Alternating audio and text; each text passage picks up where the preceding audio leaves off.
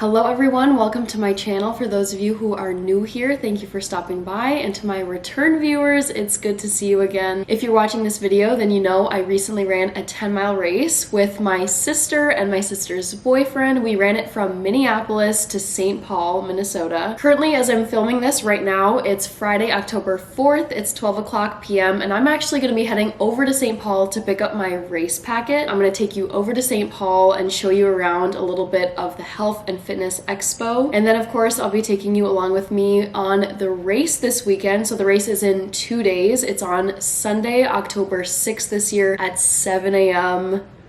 Oh, that's so brutal. I'm gonna be a little bit tired waking up for that race, not gonna lie. So without further ado, let's head over to St. Paul.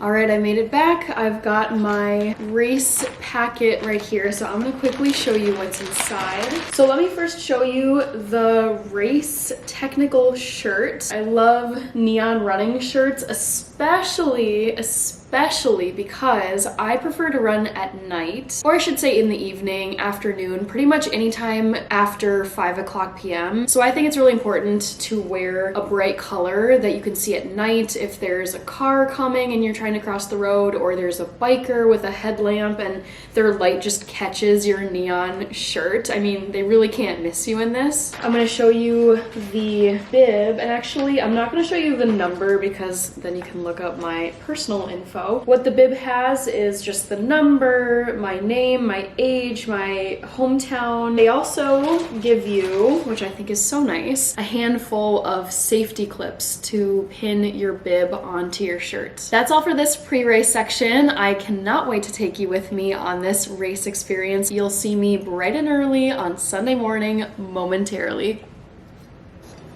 Good morning, everybody. It's race day. So it's currently 5:23 in the morning. I'm eating / just kind of like nibbling on things. I like to have a little bit of fuel in my system before I do long runs. I'm actually going to be taking a Larabar along with me. It's this banana chocolate chip variety I've really fallen in love with lately. This is going to be my fuel on the race course. For my breakfast, I'm just eating some Catalina Crunch cereal, and I'll grab the cereal bag really quickly so you can see. Here it is. It's really high in protein. I just love peanut butter and chocolate flavor together, so this is my favorite variety of theirs. I also decided to whip up a few mini lemon muffins. They're vegan and gluten-free, so a little bit of protein, a little bit of carbs, and definitely some caffeine before I go on long runs. This is like my breakfast situation before this race, but I will be going to Starbucks as well. So I'm kind of planning to camp out for a little bit at Starbucks and then just walk to the start line of the race, which is in downtown Minneapolis, really close to US Bank Stadium, which is where our NFL football team, the Vikings, play. With that, I'm gonna give myself the next 5 minutes to just quickly chow down and drink some of this coffee, and then head out the door to the Starbucks location and then to the race start line. So get excited, you're about to see this amazing 10-mile course.